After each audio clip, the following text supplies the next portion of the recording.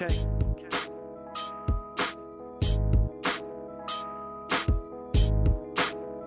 Yeah. I'm on. Yeah, if I'm gone, I'm going in a blaze of glory. Middle finger to the niggas that did nothing for me. Revolutionary suicide, Malcolm X. I ain't tripping off niggas, it's on that stupid shit. I be on that militant minded, that revolution shit. I spit the real, niggas better get used to this. I kill beats and murder whatever booth I'm in. I ain't talking peace, I ain't on that Martin Luther shit. Cause when you black, they bustin' no matter who you with. Yo, this your boy Tay from the Bay. This your boy The Real Tay. You know what I'm saying? And this is another episode of Power, Powder, and Dollars. Feel me? Today we got a few topics that we're going to discuss. But, you know, first I was just talking to my partner Tay over here about a situation that occurred with me and some folks I've been hanging out since I moved back home to California. And, you know, it caused me to separate myself. Not this situation in particular, but some situations like it. You know, I feel like certain things that people do are kind of red flags to how they would respond in other situations. Would you agree with that, Tay? I do. Right. So, you know, it was interesting to me because, you know, we was at a little get together at, you know, one of the folks' house, and there was a few of us over there. And, you know, I had already had, I feel like problems kind of connecting with like how my mindset is versus how their mindset is. What I mean by that is, you know, me and the Real Tay, we'll go out, we'll get lit, we'll have drinks, we'll have a good ass time, dance, blah, blah, blah, blah. You feel me? We can step over here and have a intellectual conversation. You know what I'm saying? And to me, having an intellectual conversation isn't mentally and emotionally draining. It's you know, intellectual to me comes natural. So I don't feel differently about having conversations, regardless of if we're agreeing or disagreeing about the conversation. It's the same to me. We can disagree and have a conversation, cordial conversation, kind of just building. Right. But some people, it seems as if, depending on the direction of the conversation, they feel as if it weighs heavily on them. It exerts energy. And that's kind of a strange thing to me. So that was kind of one of the first factors that kind of had me feeling a type of way, you know, kind of, you know, the mentality of today isn't a day to think. Let's just go out here, be ratchet, have fun, and, you know, do whatever. And I just feel like every day is a day to think. And there's no separation for me between a good time and a day to think. To me, a thinking day is a good time. So the last straw was kind of, you know, it was kind of a few different things that, you know, was kind of going on in terms of that. But one of the last straws was, I'm at the crib that the party's being thrown at, and I'm playing some music. And one, you know, I don't want to say this generation, because these folks ain't, you know, 25 years old. You know, they like 35, 32, 30. They around my age. And it was like, you know, there used to be a big difference between slow music, mid-tempo music, and fast-tempo music. And now it seems as if they shove mid-tempo and like a slow jams into the same group. Have you ever got that vibe too? Yeah, I mean that's natural shit. Natural. What do you call it, bro? Like music just grows in a way that we ain't necessarily comprehending, but right. I get what you're saying though. It's like if it isn't just this super fast tempo, it's considered slow music. That's one. So I'm playing some music, and you know, people are, what's it called, Shazamming the tracks, trying to figure out what the tracks are. They like the songs. You know, there's songs that they haven't heard before, because I don't really play a lot of mainstream music. You know, my vibe is generally kind of mid-tempo. People call it like smoking music, like music you high to and whatnot. People that know me, they know, you know, I listen to a lot of mid-tempo R&B tracks, or like, you know, or rap tracks. So this one chick that always seemed like she kind of delegate. and people kind of fall in like it's high school, you know, was like, oh, can you play something faster? All this music's slow. So I play something that I feel like is a little faster. She don't like it. So she has to get the control. But then all she's doing is playing songs at the same tempo by popular artists. Now, at some point I got the control back and I'm playing this track that's like I think it's a mid to high tempo track. and and they're kind of like, what is this? Then Juicy J comes on. And then it's like, oh, so now you like the track because it's Juicy J. And I don't know, that's weird to me. Like, do you like the songs because it's popular, or do you actually like the songs? Are you dancing because everybody else is dancing? Or are you dancing because you like the music that's being played? If the tempo is the same as it was and you wasn't feeling the track, now you hear Juicy J's voice and you're like, oh, that kind of does something to me. Like it alludes to me that you're a follower. And I just don't really kick it with followers. It carries itself, and I know exactly what you're saying, but I will say that I'm also guilty of that shit, because sometimes, depending on the social setting and depending on like where I'm at with how I'm out tonight, you know what I'm saying? If I'm out and I'm out drinking, whatever, you know, I'm a fan of new music and I'm gonna listen to whatever's coming out and I'll go from there. But sometimes if I'm really vibing and drinking and it's a party setting, that don't be like the time where I want to discover new music. So I understand it on that front. And especially if I'm like really about to be partying, it's kind of hard for me to have the same vibe off of music, because you don't necessarily connect with the music the same way when you don't know it.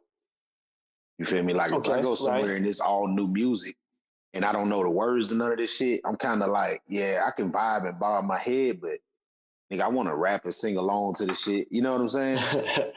I mean, yeah. So that was why I was kind of cool about it. Like I was a little bit bothered by it, you know, because I'm real picky about my music. You feel me? But but then the Juicy J track, that's the one that kind of made it all come together, because it's like, here's another song you don't know. You don't know the Juicy J verse. All you did was hear Juicy J. Did they just turn up that it was Juicy J, or did they turn up and like know the song? No, you know they didn't know the song. They turned up because it was Juicy J. But then they vibe kind of like chilled the fuck back once he started going in, because you don't really know it. Or was they just kind of like still trying to turn all the way up because Juicy J still trying to turn all the way up? You know, I'm a 3-6 fan. I fuck with Juicy J, but that ain't no shit where, you know what I'm saying? I know the nigga music, but you can't just play that shit and I'm just gonna vibe the whole night off that shit. You know, it's like, bro, you know, turn that shit off. But I mean, I get it. Like they legit just went like, hey, and it was like, and I'm like, you just told me, no, don't turn it. You don't need it. You don't know the. Yeah, and it's a familiar artist, bro. Like, I just saying, you know, I know exactly where you're coming from with that, but I know how I'll be. Like, even if we hop in the car and we about to take a road trip, bro, we about to travel a little lightweight, you know, 3-hour drive. And you like, shit, I got the music or whatever, and I'm driving. If you start playing shit that I don't know the words to, like, I'm not going to be able to do it. You know what I'm saying? It ain't got shit to do with me actually liking the music. Because I'll sit there and add that shit to my library while I'm driving, you feel me? But I'm going to be low-key annoyed. Because sometimes you just operate off of shit that you know already. You know what I'm saying? Like, especially the older crowd. Because the majority of niggas our age, bro, they operating off nostalgia. Like, we always want to go back to the shit we know. New shit ain't always like the thing for this age group. Well, so the music that they were vibing to is all this new stuff that's coming out, right? Uh-huh. And it's like, so that's another one. It's like, okay, how did you learn this music? You know what I'm saying? Like how did you learn this music? At some point, you had to learn this song. And pretty recently, you're playing new Doja Cat songs, and all these new artists. Megan Thee Stallion tracks that just came out. Y'all jamming to that stuff. So now it's an artist that you don't know, the same tempo, and then you're like, oh, I'll turn this because it's slow. I remember when my mom used to run a daycare, and when something came on TV that one of the kids didn't like, suddenly it's too loud. You know what I'm saying? And it's like, no, it's not too loud. You just don't want to watch this. And it kind of just was reminiscent of that. I don't know. It was just weird to me, man, because I like open-minded people. I like people that are down to listen to new things. If you vibe to it, you vibe to it. And then there's the one girl that was kind of like on that tip. It seemed like everybody just kind of, when she wanted to change the music, the same people listening to the music, vibing to my music, just shut up. And I peeped that about the group. It seemed kind of like there was a few people that spoke up, and their opinions were fine. But if anybody else spoke up, they would be shot down by the loud person, and then the other people were just too afraid to voice their opinions. I mean, there are hierarchies, though. Socially, no matter what you're dealing with, but that's one of them things. You know what I'm saying? Like we can point to it and make it larger than what it is, but it ain't all the way major. You know what I'm saying? Like it's definitely a thing, though. It exists. It exists in every facet of anything that we facing and dealing with now, anyway. But motherfuckers is gonna fall in line behind certain people with certain shit. Music is intimate, though. You know what I'm saying? Like that shit can get real personal. Right. Cause I'm a nigga, you know what I'm saying? Like when I listen to music, I listen like how you listen. You feel me? Like I feel that shit. You know what I'm saying? So there's a lot of shit that I listen to that I'm not gonna play in a party setting or very openly just social setting where I'm expecting everybody to vibe to the same shit that I vibe to. But I've also noticed that, I could present the same music to the same person who was like, man, turn that shit off. In a one-on-one situation, they like, yeah, I fuck with it, I like it. But they just ain't, that's just not the vibe that they on when you presenting it to them while they in a social setting. You know what I'm saying? Because a lot of the shit, I vibe out, and I don't, like, you'll turn on some, I listen to Lil Baby, Uzi, Thug, all this shit, right? Right. When I'm in a social setting. But if you catch me by myself at home with music playing on a loudspeaker, like, you never gonna hear that shit. You're going to hear me playing a whole bunch of, I ain't going to say R&B, because like you just said, the tempos have started to blend. Is a blurry line there, though. It don't exist as separate as it used to. But these niggas have had to kind of upgrade their sound to go with the way shit is going. Like, we ain't all the way. The R&B now, like if I turn on some fucking Jay Howell or some shit, it ain't the same as Boys the Men, bro. You know what I'm saying? But it's R&B, though. You feel me? But it's not like drag it out and serenade you and make this fucking 6-minute long ass song with 2 verses because we just don't stretch the words and slow it all the way down. Like it got a little. It's a mid-tempo track. Yeah, it's a mid-tempo track. But I won't necessarily like bump that shit just to be like, hey man, everybody check this shit out. You know what I'm saying? The same way I completely understand. Yeah, everybody just got their own little vibe about music. One of them touchy things, bro. Like it don't get presented on the forefront as much as everything else. But music is low key kind of like politics and religion. You know what I'm saying? Like you can't just voice yourself openly in front of a lot of people and expect the acceptance from everybody. Like something's gonna go against that shit, and it ain't necessarily that. Like there's closeted taste. You know what I'm saying? I be over here bumping Lucas Graham, nigga, all types of shit. And I love that shit. You feel me? But if I go to a club and they do it, I'm gonna say them words in my head and shit. But at the same time, I got a drink in my hand. Like, nah, turn me up though. You know what I'm saying? Yeah, I mean, ain't nothing wrong. Ain't nothing wrong with the vibe. You know what I'm saying? If the song don't fit the vibe, you know what I mean? and I'm all for that. You feel me? But if the song is the same vibe, you just don't know the artist, and then I might even be a little bit for that, right? Or you don't know the song. I'm sorry, not the artist. I might even be a little bit for that. But then when we get to a culmination of it, where it's okay, it's the same tempo as the songs that you were calling slow, and then now you told me to turn it. Now you hear a popular artist on it, and now all of a sudden it's a good song. Right. That's where I have an issue, and that's where I feel like it's like a follower mentality. You know what I mean? And the reason why I said, I don't know, it's weird to me because people will go like over music, and it's like it's not over music, it's what people's decision on certain things represents for how they move or the kind of person they are, what they will do. You know, if you lie about stealing a candy bar, you probably gonna lie about bigger, more important things that you get in more trouble about. You feel what I'm saying? And so, I think it kind of represents what we're seeing now, culturally, because people aren't thinking for themselves. It's hive mind. So when we look at situations like intersectionality, it kind of affects how we move, right? So it's popular. It's popular to kind of like rah rah for every um, um, situation that's being brought up in the news and in media or by your favorite celebrity, telling you, um, protect Asian people, you know what I'm saying? Or, down with DACA. And you just find yourself down with DACA, down with that. Like you haven't thought about it completely through. You feel what I'm saying? And you just move that way. And I don't know. It starts off with small things that show kind of how your character is. We see it in, not to compare the two, but like you ask somebody about um, a serial killer.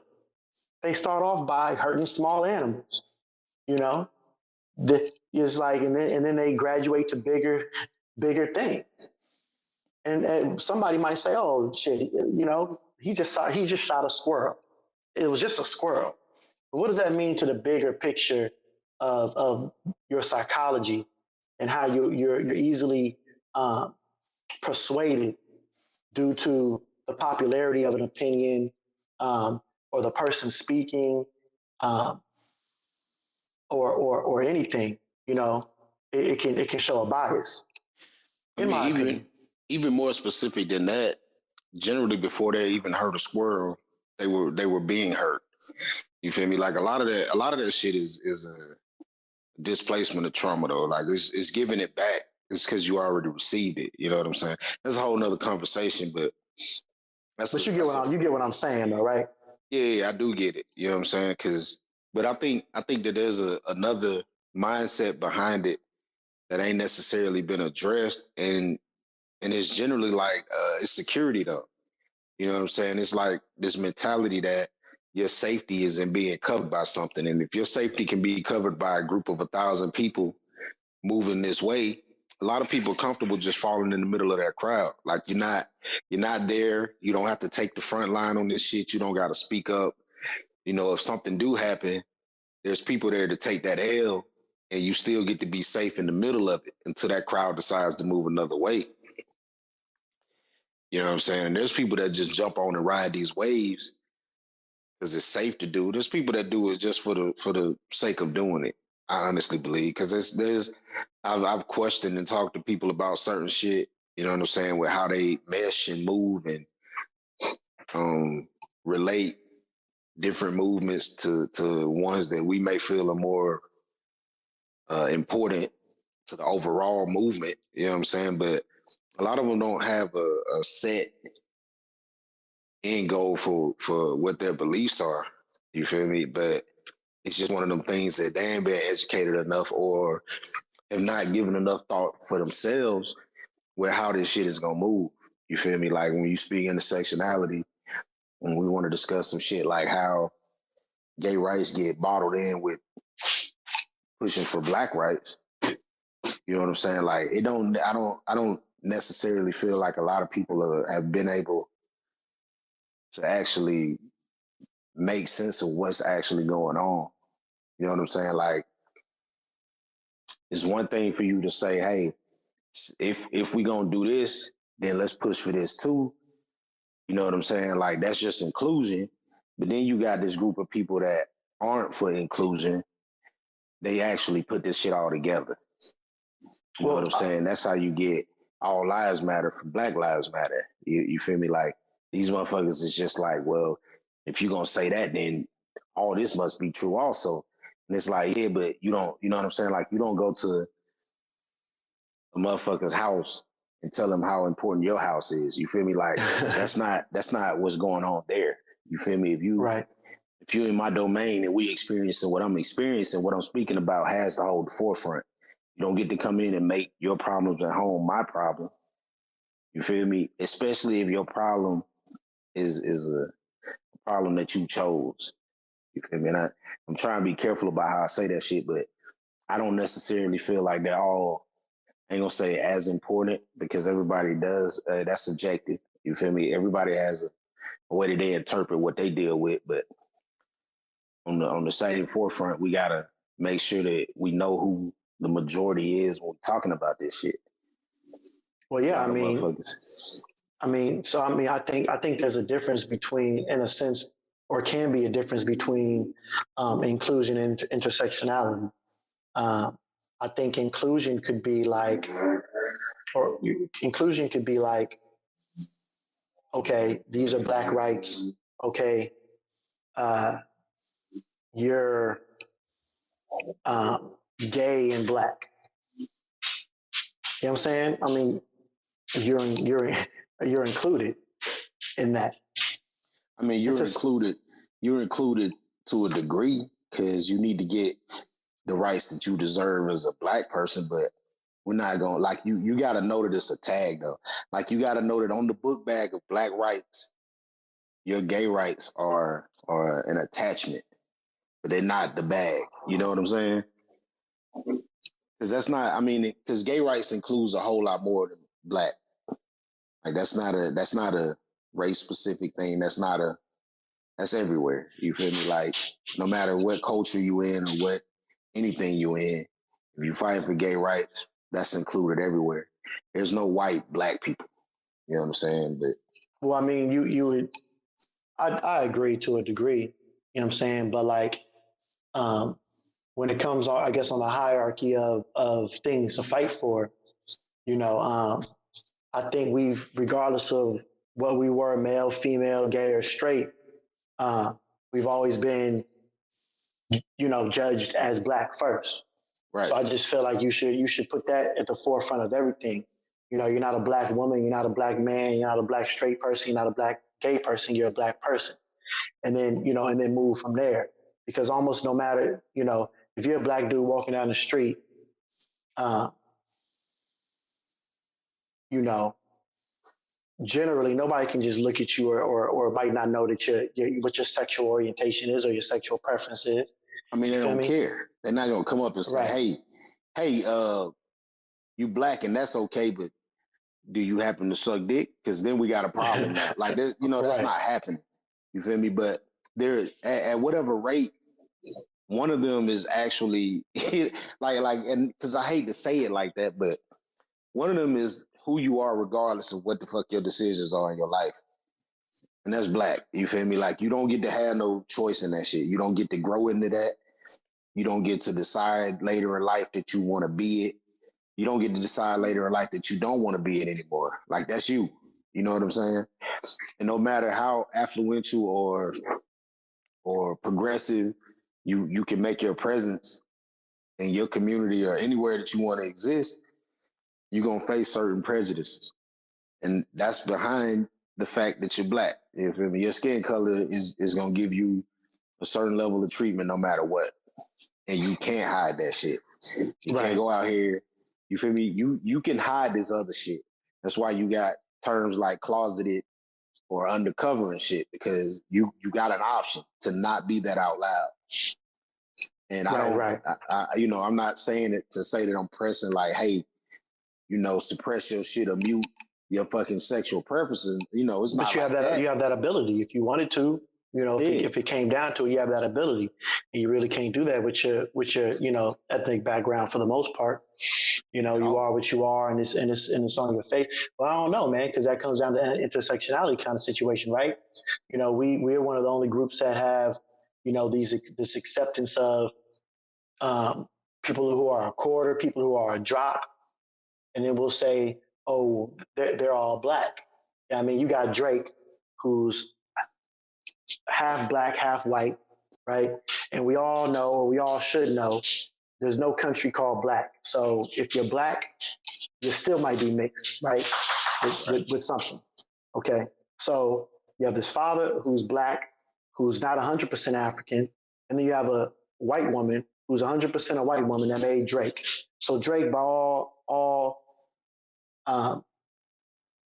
is if you were to break it down, is less black or less African than he is anything else. Right. Okay. So then he has a child with a completely white woman. Right? That child even has even less, right? So that child isn't a quarter African. That child is less than a quarter African. Right. The child is blonde with rosy red cheeks and blue eyes. And you got people saying that this is a black child. and I disagree with that sentiment. You know what I'm saying? But who's saying it? Like, so I truly believe that. Well, we've adopted that. We've adopted that mentality of if you're a drop black, and nobody questions it, right? People just, and that's what I'm talking about. People just go with the flow. Nobody ever asks any questions. Nobody ever goes, this doesn't seem right, because we didn't make those policies. We didn't make those rules. White people made those rules. Yeah, that's what I was about to say. Like, we didn't. The acceptance comes from the fact that it was like given to us though. Like, we didn't, like, niggas weren't coming out, I don't think, saying, hey, you got a great granddaddy that's black, you one of us. You know what I'm saying? But that side was like, nah, you're not one of us, motherfucker. It was a nigga down the line. You know what I'm saying? Right. But if you think about it that way, right, it's being looked at as it's like a disease. It's like a disease.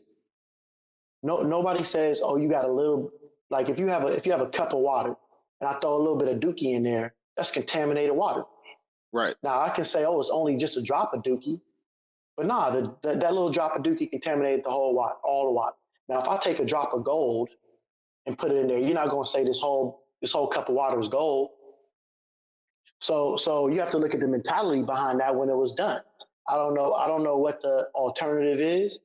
In some parts of the world, that's its own different group. You're either black, you're white, or you're half caste, or you're mulatto, or you're whatever you are. But that you're not fully accepted into that whole. And so where else in any other group of people are we doing that same thing with? But I mean, literally nobody. The glass analogy comes from the fact that you have to assume that we are the ones that own the glass. Like, that's how you get to make that rule, though, right? Because if you drop a gold suspension into that glass of water, you can't call that glass not gold, though. You know what I'm saying? Like there's ways of there's ways of viewing that shit, and if you viewing it from the higher end of it, then you control the systems, though. And you control the hierarchy, you control the levels. And once that shit is ingrained, like, that's just ingrained in our society. You feel me? So that's why we see it that way, I think. You feel me? But I don't necessarily see it that way. Like, you can't give me 15% black and tell me that it's black. You know what I'm saying? Because there's so much other shit at play. You can't, bro. Honestly, there's like legit half and half, pure white, pure African. And they make a baby, depending on that child's fucking upbringing and how they view society, bro, they not black. You know what I'm saying? I mean, I think like if you mixed, but you like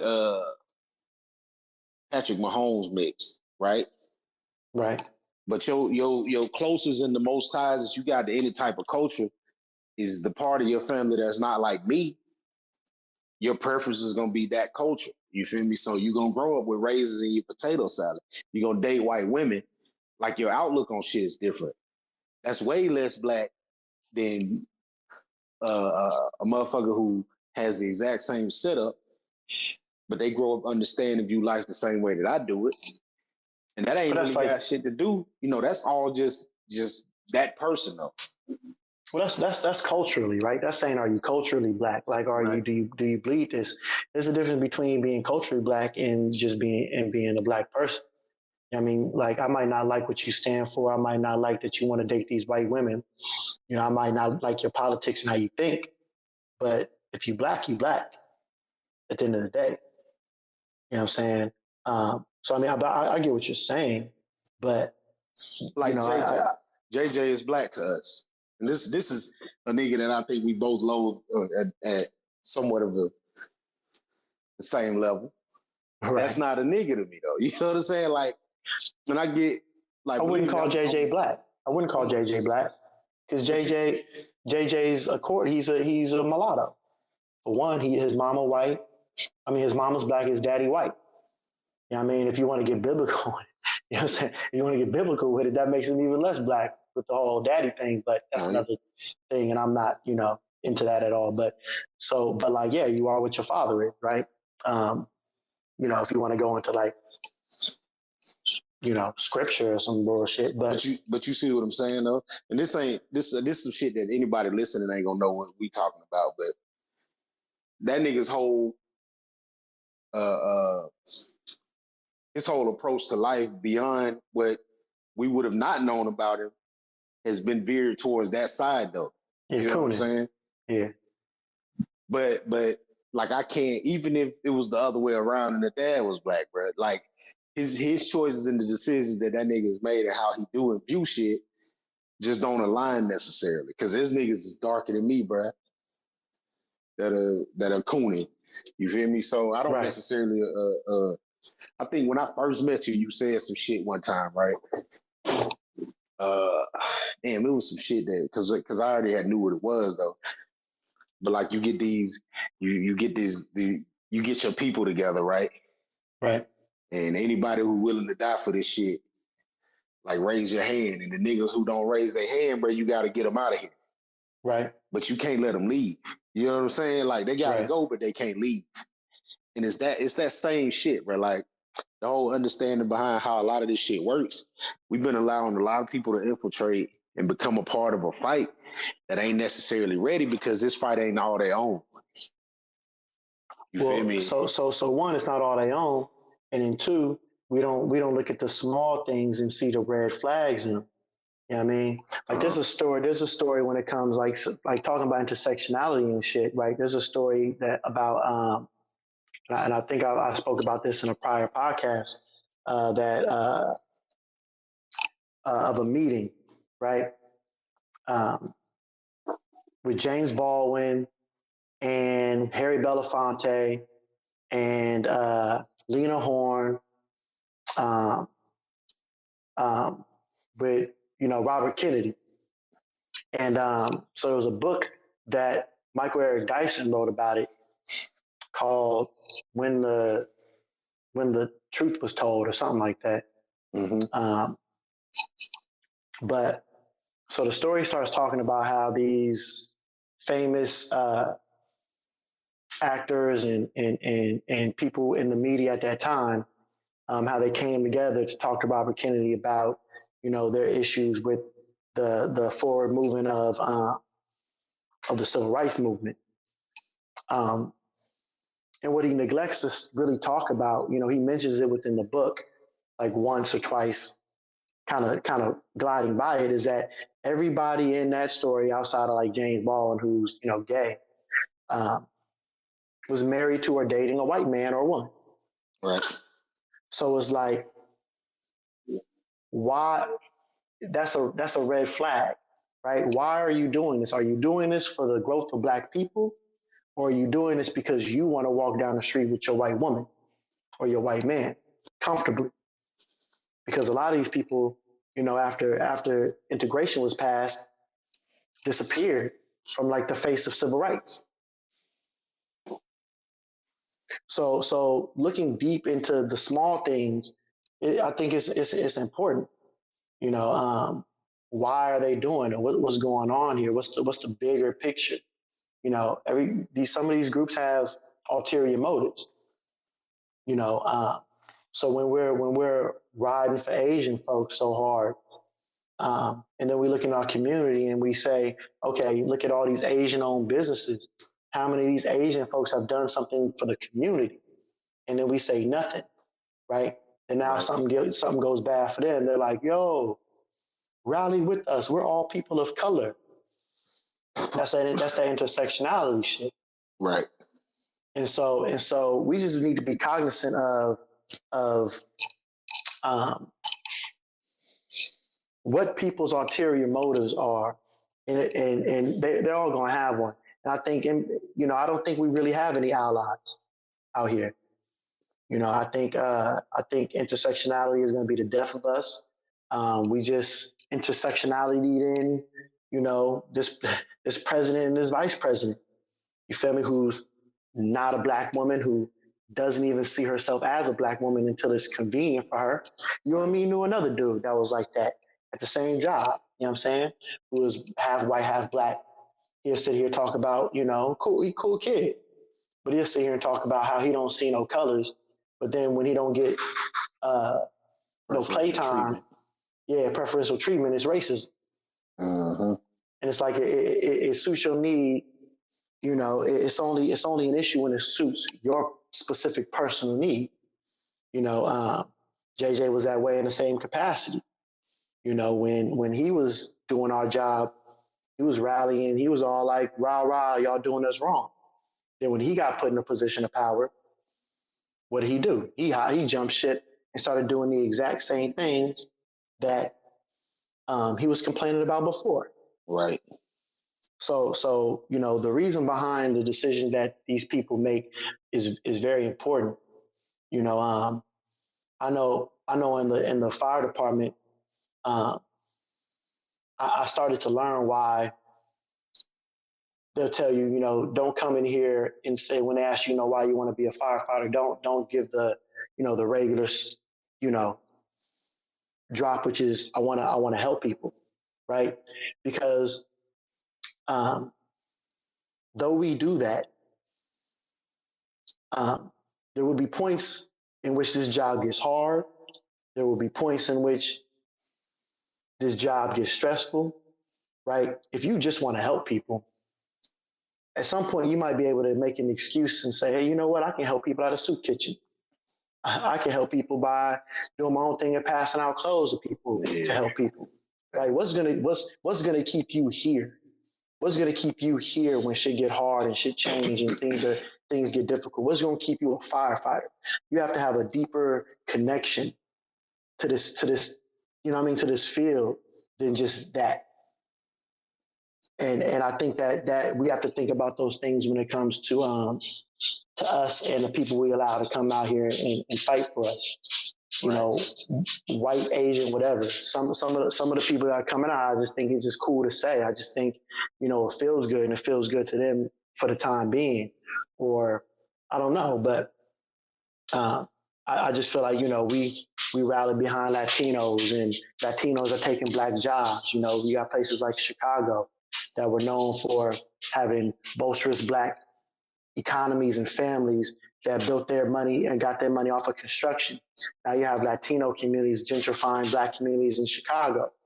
But we're like, you know, because some rapper or some comedian or somebody on media or all your friends who don't think say, yeah, let them in. We're yelling the same thing. I think our inherent nature is tied to shit that a lot of cultures don't have, right? Being black gives you a stronger hold on like family, you know, the things that we consider loyalty, you know, how you interact with the people in your social circle, right? Right. And within our families, bro, like it's so rare. The only time that you notice in a black family that people start to put tears on who in their family has separated from anyone else, that person has been in touch with somebody outside of that community. You know what I'm saying? Like he's gotten these ideas are coming from something that's not from that family. But I think as Black people have been so long trying to achieve equality with motherfuckers who didn't want them there, that you've like we've adopted this docile ass, I just want to be a part of this shit kind of attitude about things, and it's carried over into that. You feel me? So it makes it like you want to be accepted so bad that you just willing to accept people because you want to know that somebody is feeling the same struggle that you're feeling. But we don't always necessarily like equate our standings with other people. You feel me? Like, yeah, if something happens to the Asians or whatever, like, boom, all right, that's a thing, but it still ain't, it don't equate to me. You know what I'm saying? Like, it don't look like the same struggle to me. Not at all. But and it sucks. But it does, but I'm not putting that shit on the forefront. Like when people hit me up, call me, shot me, text, like, man, what's your ideas about it when they was attacking the Asians and all that shit? And I was like, man, honestly, and this is me saying this shit, and I know some Asian people, you know what I'm saying, that I'm cool with though. But I hadn't given it a second thought. You feel me? Like, there's way too much going on with the people that look like me to even think that that's important enough to start having like real conversation about. I can have a conversation with you with how it ties back to how fucking crazy we look for coming out here posting these, social media pictures to support and do all this other shit. And you ain't, if we ain't get that same energy to what we got going on, like, bro, I can't respect it. You know what I'm saying? Right. And I'm not going to knock it. I'm not going to wish bad on anybody else or think that they should have to deal with it because we dealt with it. Like, don't get me wrong. I don't want that, but I'm not going to make it more important than what the fuck's really going on. I got a whole like country of motherfuckers that look like me that's got problems more important than that shit, than what another culture is dealing with. Most definitely. I ain't been able to jump on them waves, dog. I wasn't gonna put up remember when the shit happened in Paris and everybody posting the flag and all that other shit? Yeah, man. Nah.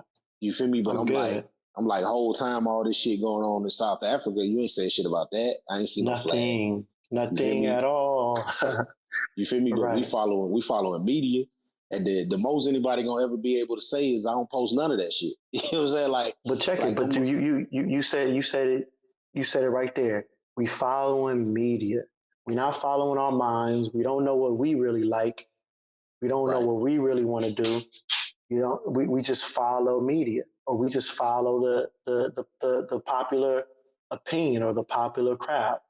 There's no critical thinking going on in our communities, and that's causing us to be bees, bro. To be little worker ants. It's hive mind. Well, it hadn't been required. Well, now it is. It's required to you. It's required to me. It's required to people that are like-minded. You know what I'm saying? But the crazy thing about it is, the craziest part of all of this shit is that your ideas align with the people that look like you, but you still have to find a way to be accepted by the people that look like you. It's the craziest shit I ever seen in my life, bro, because I don't think that I'll ever be able to see like a group of white people, show up and they like, yo, we're going to put a podcast together, start a blog, and we're going to talk about how we feel like, white people deserve this or this and that, with the exception of your standards, you feel me, Aryan Brotherhood type shit, right? But they're not going to struggle to get an understanding from the people that look like them. Right. You feel me? Because their understanding is that unit got to move. You know what I'm saying? So, bro, it's not going to be 5-6 years in the hole, bro. You're not going to be stagnant trying to just get people to listen to you unless you start down talking, you got to move it to sex. Like, niggas ain't shit because of this. And then now you got 1 billion followers and you try to get back to what your core was. But you know what I'm saying? Like that struggle don't exist with everybody. We just got this culture where everybody want to be accepted, but we only believe in the motherfuckers we feel like we want to be accepted by. And I tell people all the time, like, you know, that wanting to be accepted shit is elementary. Yeah, you feel right. me? Like I don't, you know, if you tell me that a motherfucker don't want me in Target, it ain't Target don't got shit that I can't go get from somewhere else. I just won't be in your shit. Like that's you though. That's your store. You operate it how you want to operate it. If you don't want black people in it, I won't go in it. But then we got this wave of motherfuckers who want to go to Target and argue and fuss and fight and plead about why they should be able to go in Target also. Right. Like, bro, we've been given ample resources to stop all of this shit, create everything that we need to create. And there's a middle ground, and there's a section of people who are able to recall historical data. You feel me? That can look back and say, hey, but you know, this, that, or whatever. Remember Black Wall Street, or you know what I'm saying? But you don't think that that shows how important like understanding history and how you interpret that historical data is? Because I think it's very all important. Right. It's all like a circle, bro. It's all kind of just, you know, it's like the infinity sign.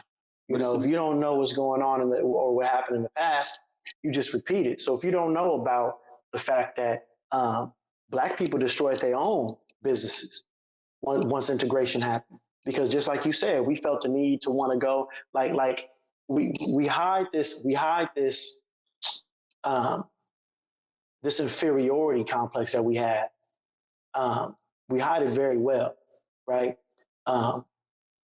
We'll say things like we're kings and we're queens to try to convince us of it, that we are, even though our actions don't show it. Right. You know, when you watch these videos of these Karens and you see how much time these Black folks take into trying to explain themselves to these white folks, it's disgusting. It's disgusting. But then coupling it with, I don't got to explain myself to you, as they then start explaining themselves. They don't even realize they're doing it. So this whole feeling that they got to be accepted by every group, everybody. If you don't love me, I'm gonna make you love me. I'm gonna push some type of moral compass into you that clearly is not there.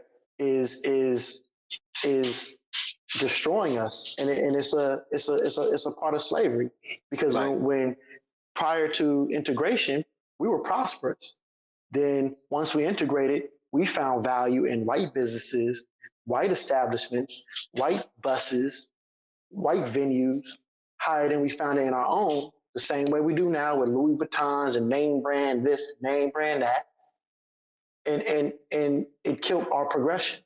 And so I get what you're saying, that we have to find a way to get along with our own people, or be accepted by our own people. I think we know the way, bro. We know the way. Do we? Do we know the way? And I'm going to tell you what I say all the time. And I know that sometimes you kind of teeter on how you feel about when I say this shit, but resegregation, bro. And when I say resegregation, you feel me? Like, I don't say it like, hey, all niggas, let's move to a city and claim it as our own. Right. But like mentally though, like mentally segregate yourself away from the shit that you've been taught and the shit that you felt like was important and what you should be striving for. And get yourself back into where your focus, you feel me? And this is like, and when I say resegregation, it's not that you're making it a conscious thing, right? But it's going to take time, but you establish and understand the same way that, you know, the Mexican communities understand. Like, my nigga, they live right next door to Kroger, you feel me, or Publix and Walmart, but they travel that little extra 6-7 miles to go to the market that we're not able to read the title of, you feel me? But they shop with who they shop with because that's just natural for them. You know what I'm saying? Like they are segregated. You feel me? Like, they exist in this culture, but they don't exist the same way that we do. You feel me? Like, they do the work that they do, and they live in their own communities. When them motherfuckers, when you ever hear when people say that shit like Mexican move in their neighborhood, but it's a matter of time. But within the next 2-3 years, 80% of whoever the fuck living in your neighborhood about to be them though. Right. Like they're not spreading out. They're not looking to overcome what they feel is like, fucked up situations behind how they exist. And moving to a white person neighborhood. You feel me? But that's how we equate success. Like that shit is moved so far away from everything else. Like motherfuckers asked me recently what I viewed, how I felt like success was like. What did I think success was though? And my first answer has never been, the amount of money that I have or any of that other shit. It's always been about what I've been able to process and compute and give to other people, like mentally though. Like where I'm able to stand as a fucking thinker in the community and with the people that I surround myself with. Because I don't, that's what's important to me. I don't want to be, I can't be bottom of the ladder nigga with these conversations that we have to have, right? Well, you brought something to my attention. Uh-huh. That I don't, I mean, and that I've thought about before, but it's funny because I do get what you're saying when you say, we gotta be accepted by these people as well, right? And the thing is that the funny part about it is the people that I tend to be talking about generally come from having means, right? And it's weird because it'll be a lot of boule, black folks that grew up in environments that 90% of black folks didn't grow up in, speaking on the behalf of black folks. Right. You know what I mean? And I don't know. I think the thing about it is I don't think it's a majority of us, right?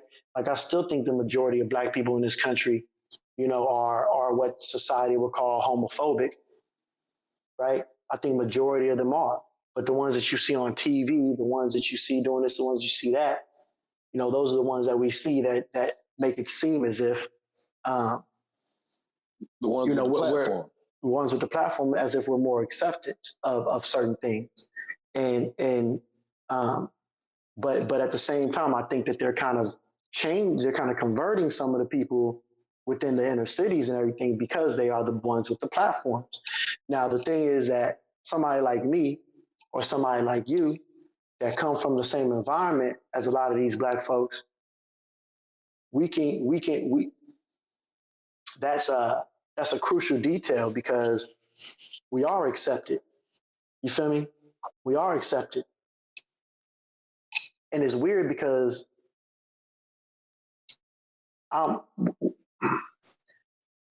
we are accepted, and they will hear us talking, they will hear the things that we say, and they will peep that we are educated and that we know something that they don't know. Right? And then a lot of these black folks that come from the boule and suburbia and whatnot, they're so used to being the smartest motherfucker in the room or feeling like they are, even though all they head is just filled with ideology, no facts, emotion, no facts. And then when you speak to them, they don't want to hear nothing you got to say. And it's like what we're getting now is that the folks that claim to be the most liberal are the ones that don't like differences of opinion, don't like change, don't like any of these things that's free. That's freedom, right? They want to stifle what you say. Well, you can't. You can as a true liberal. You know what I'm saying? Like, right. My nigga, if you left and right is the same bird. You feel me? And I say that shit all the time, but like, there's no sense in pretending because that same infinity loop that you spoke about right now is just a circle though. Like once you get too hard on either side of it, you coming back into contact with the other side of this shit.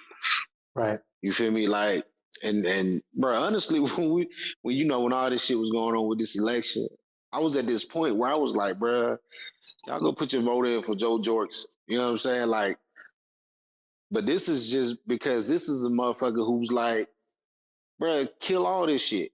Cancel government. You know what I'm saying? Not cancel it to a degree that it don't exist, but limit their whole fucking existence and how you able to operate daily. Right. You feel me? We keep aligning ourselves with shit. Being liberal is not some shit that I grew up as. You feel me? But liberal has been able to equate itself through intersectionality as fucking freedom. You know what I'm saying? And that's what it sounds like. When you say liberal, it sounds like free. It sounds like, hey, you're able to Like, make and do your own shit. Right. And that's not really what it is, because it still comes behind a wall of fucking laws, restrictions, all the laws, and everything. all the restrictions, right. You feel me? But when you got people out here who stand for what you really, really want, and that's like, hey man, get all these motherfuckers out of our face. We need to operate and live the way that we was given this freedom to do. You know what I'm saying? But we don't believe in all of that shit. Well, I think that generally when you come from when it's authentic, you don't have to delegate it to yourself, right? So like when there's things that I did growing up, that was just things that you did growing up in the environment that I grew up in, that people that didn't grow up in those environments would do and then call themselves gangsters. Like I never ran around calling myself a gangster. You feel me? But if you ran down a list of what, folks that didn't grow up in my environment, matter of fact, outside of like joking, you know what I mean? I don't know nobody that was like, I'm a gang, like seriously. You feel what I'm saying? Right. And niggas just was who you was, and you did what you did in the environment in which you was raised. So now you got these people who didn't grow up in these environments, and that's something out of the norm to them. They got to delegate a title to that, right? So when we talk about being conservative or liberal, I think the Black community, for the most part, would probably lean more towards the conservative side, 100%. Than the liberal side. We're Christian, whether we like it or not. We're Christian. Clearly, we like guns. We're 2A. You know what I'm saying? Most Black communities, no abortion. They have all the babies. You feel me? Most people still are, ain't really feeling, homosexuality in the communities. We're sending our kids into the military to go, you know what I'm saying? Like all this shit. I mean, that's the mentality, but that's how we grew up. So I don't knock it. You feel me? And I've never known motherfuckers to misalign themselves with the ideas of a conservative.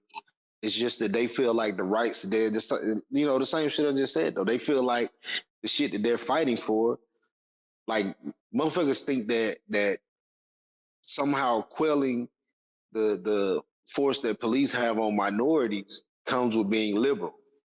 You know what I'm saying? But that's like that's how they viewing it though. You know what I'm saying? Like the shit we feel like is happening to us, we feel like that's the hand that come help.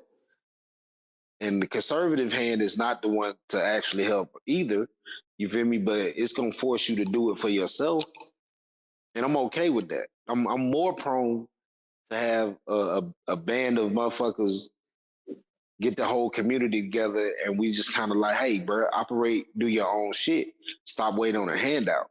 You feel me? Like I don't agree with a lot of the shit that's going on both sides of the party, but there's more shit that the liberals have going on that I disagree with than the other side. This ain't based on like the major policies, but So we all got like in the fire department we have these NFPA regulations, right?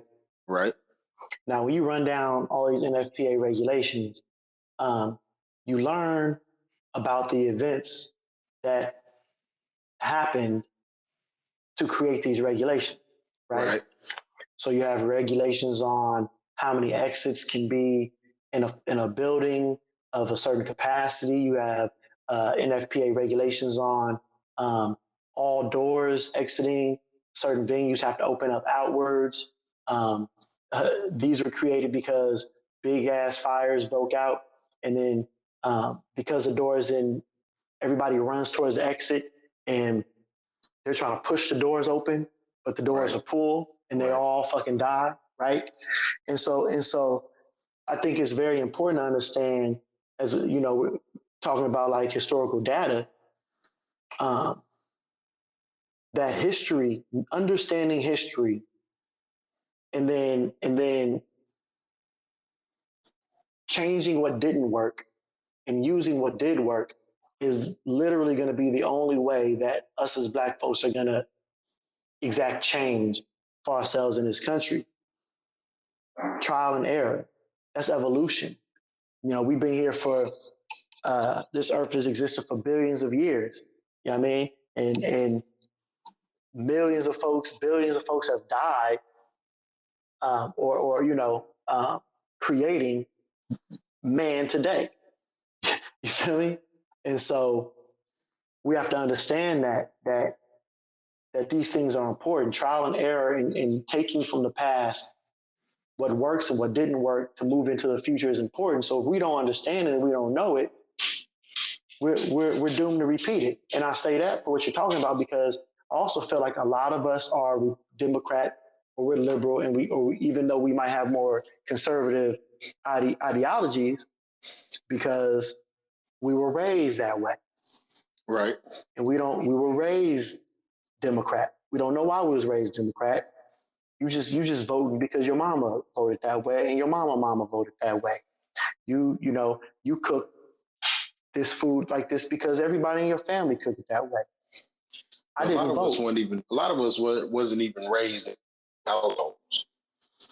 I'm sorry? I said a lot of us weren't even raised in voting households.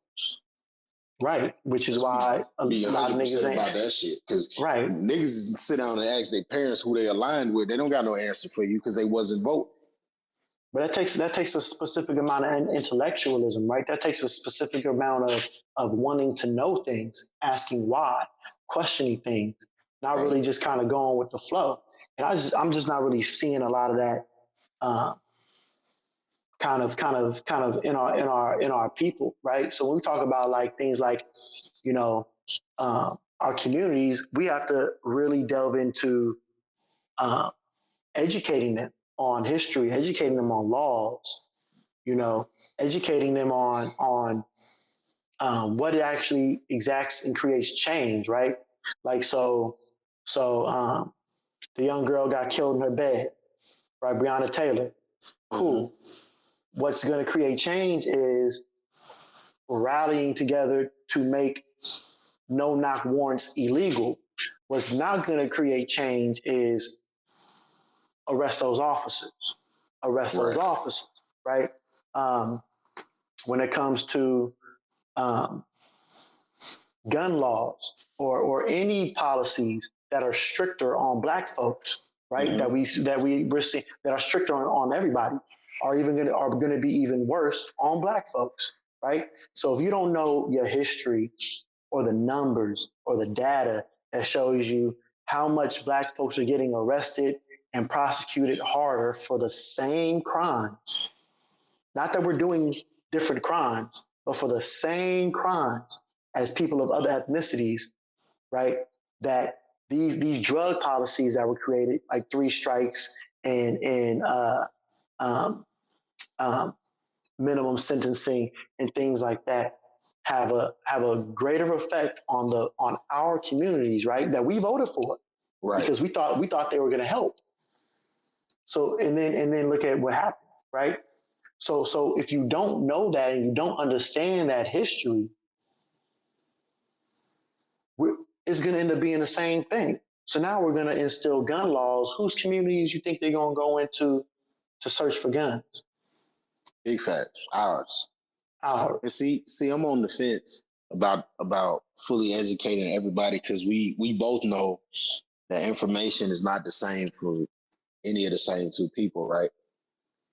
I think that a lot of times, and this is what we actually starting to see now, but when you start allowing, I ain't gonna say allowing, but when more people become educated on certain shit, particularly in our community, we start to branch off and like become independent of what the actual movement is. You feel me? Like you got motherfuckers who out here that are quote unquote becoming like woke. You know what I'm saying? But they don't align it with giving this information or assisting the motherfuckers that look like them. It turns into like a status thing for that.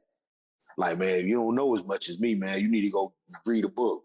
You feel me? And it's like, bro, if you're not gonna take this information and use it to fucking put a hand out for the people around you that need this information, my nigga, you just as bad as anybody else. You know what I'm saying? Like, you don't get to stand up and try to take clout for this shit. That's what it is, though. Is that chase for clout, bro? You know what I'm out here. What's your boy that used to be all over YouTube? Brother Polite. You feel me? Umar Right. do this shit. You feel me? Like, they take this information, and I won't say Umar the same as Polite, but Polite spent a whole lot of time like not necessarily spreading whatever he felt like he knew or giving this information back to people. He spent a whole lot of time just trying to tell motherfuckers that they didn't know something. You feel me? Like, and bro, that's what goes on a lot with the lower level of the shit. Like, motherfuckers read a book and decide that they know all the answers now. And it's like, bro, but if you're not prepared to give out any type of insight on what your fucking walk was like what are you really doing with this information? Well, I mean, that's the big difference between critical thinking and book knowledge, right? And they're conflated a lot of the time.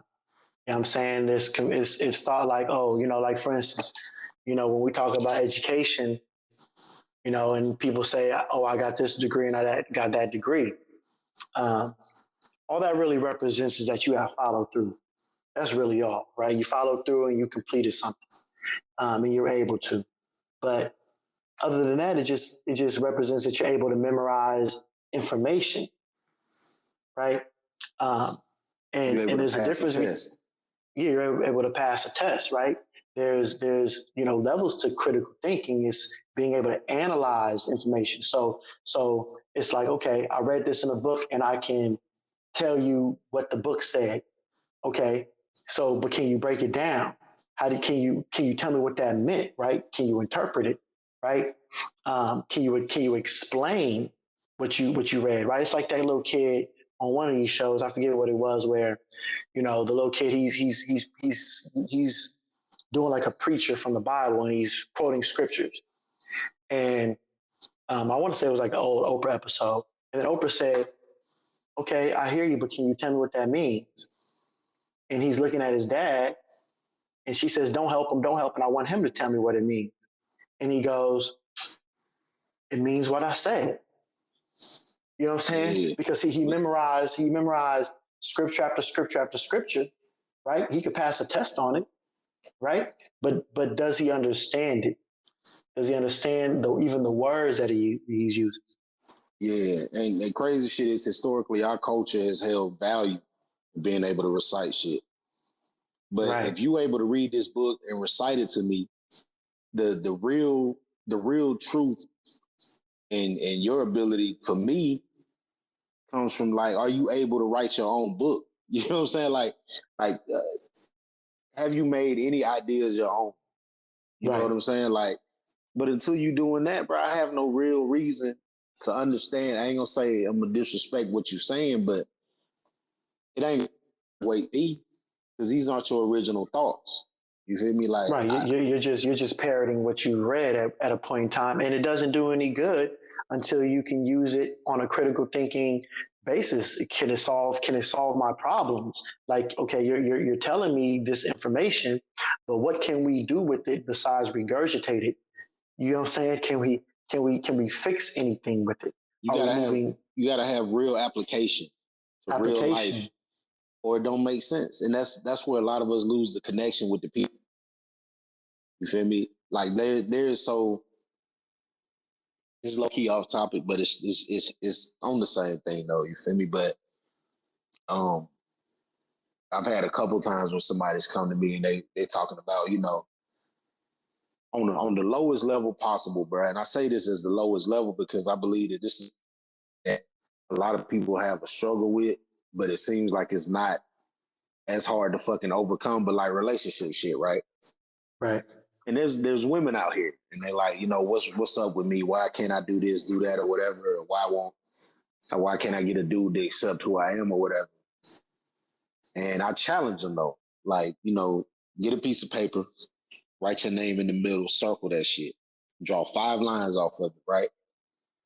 And write out your 5 top qualities of who you are and why, you know, 5 qualities, one word of why somebody should be able to fucking date you and what you bring to the table. You feel me? You get your standards. You feel me? Like communication. You feel me? Like, you know, what everybody feels like they bring to the table. But off of each of those 5, I want you to put 2 lines and I want you to list from each one of those qualities, what do you feel like you bring to the table negatively from those qualities? Because this month they communicate, but they don't understand that one of the qualities of being able to communicate can actually be that you're not able to fucking listen because you overtalk. Right. You know what I'm saying? Right. But a lot of people don't understand it. They don't grasp it, right? Because you have to see this shit. You feel me? And that's how, like, when people have those negative views of people who are actually successful with speaking to people, and we don't necessarily agree with it. Kevin Samuels, you feel me? Or Joe Budden, you feel me? Like the motherfuckers who say shit that we understand is the truth, but we don't want to hear it from them. You know what I'm saying? Like a motherfucker can tell you all day that you don't meet whatever it is that you require from somebody, but you have to have that conversation with yourself. You feel me? And I don't necessarily tell motherfuckers that they need to tell me back what they wrote down on that paper. But look at what you wrote, though. Things you know about yourself and adjustments from there. If there's even an adjustment that you need to make, because oftentimes, bro, the shit that you feel like is a negative quality about yourself ain't something that you gotta adjust.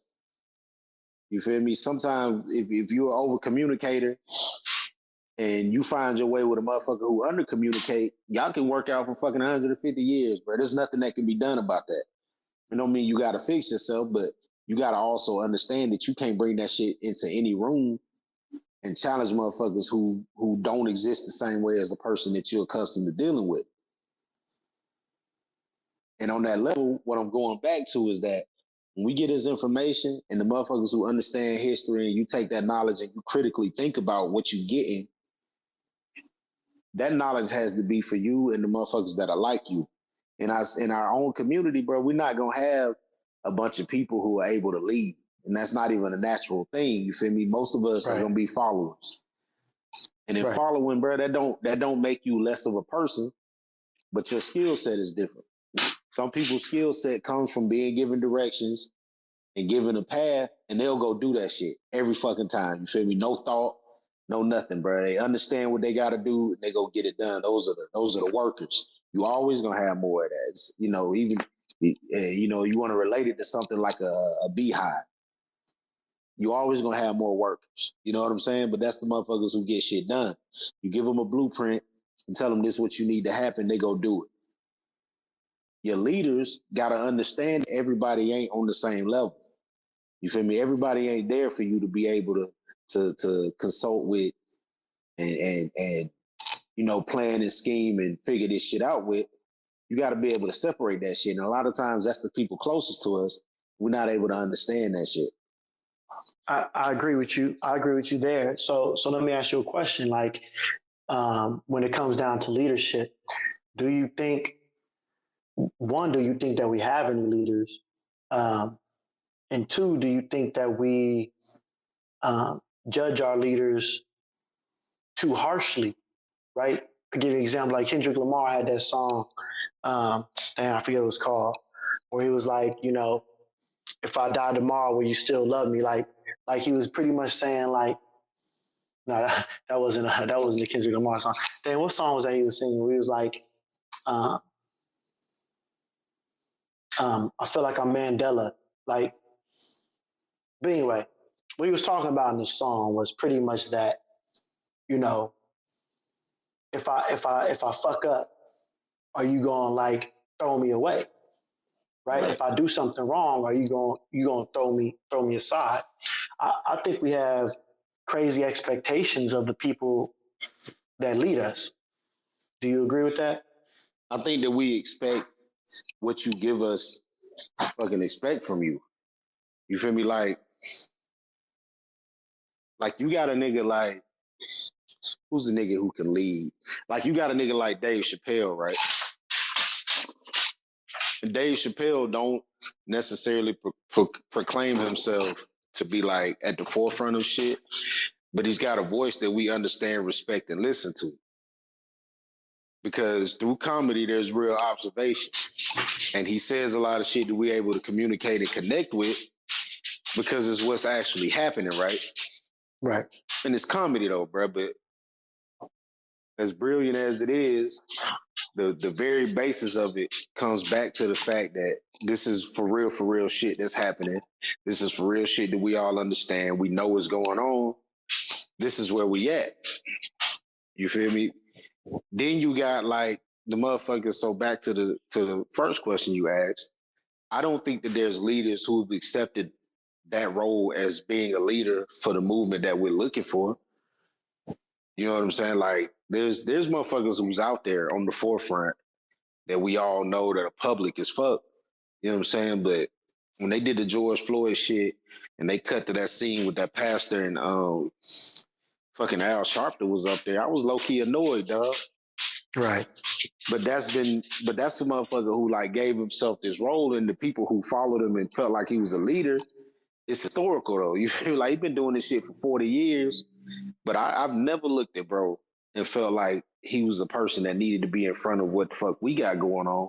Because that nigga's always had another motivation. As long as I've been old enough to understand what a motherfucker is saying, I've never aligned with anything that he said to a point where I felt like this was gonna be a leader for me.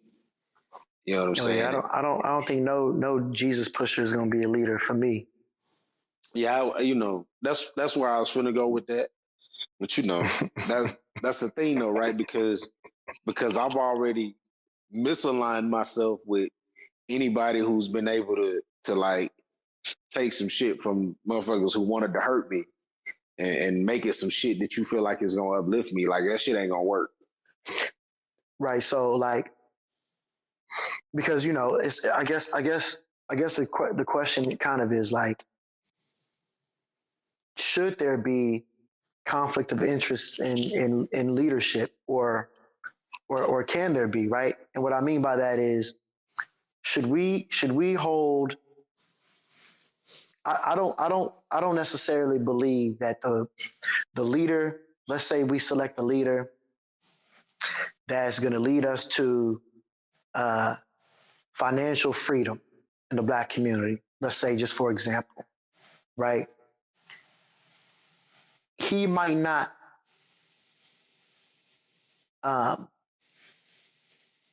he might be against LGBTQ. So for somebody who's Black and gay, that might be a conflict of interest, right? Now, I think the intelligent thing to do would be to follow that guy in regards to financial freedom.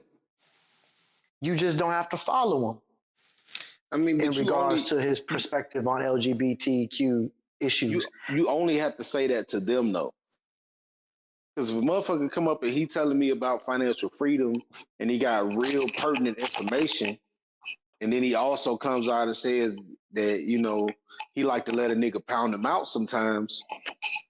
Like, I don't give a fuck about that. You feel me? Like, I don't have to go into your life, bro. You don't. But on the flip side, it's only going to be the LGBTQF, that community who's going to have an issue with it if he decides that he don't agree with it. No, you feel me? Like, that's not true. There's going to be people that vouch for them. There's going to be people that ride for them as well. There's going to be companies. There's going to be all these people who deplatform this guy because he says something about one group even though he's uplifting parts of that same group. But who do you And think who is vehemently gonna really stand against that shit? It's gonna be the people that feel like they're excluded. I still feel like as a heterosexual, I'm not a part of the exclusion. So if you align with some shit that I don't necessarily agree with, that's not the issue. If I'm getting something from you that don't involve that, like you're not gonna be able to come up to me and say, "Hey, man, I'm gonna show you how to work out your heterosexual relationship," even though I only, deal in homosexual shit myself. Like you can't come to me that way. But if you got some information about how to release myself from financial restraint, but you got a husband, like, nah, nigga, I don't have to go look at your Instagram to see a picture of you and your husband. Like that shit don't matter to me. well, that's what I'm saying, right? So I'm saying to you, it don't matter, right? But to a lot of people, stuff like that matters, right? I mean, like for instance, we can talk about R. Kelly. R. Kelly might have done what he did, but is his music still good?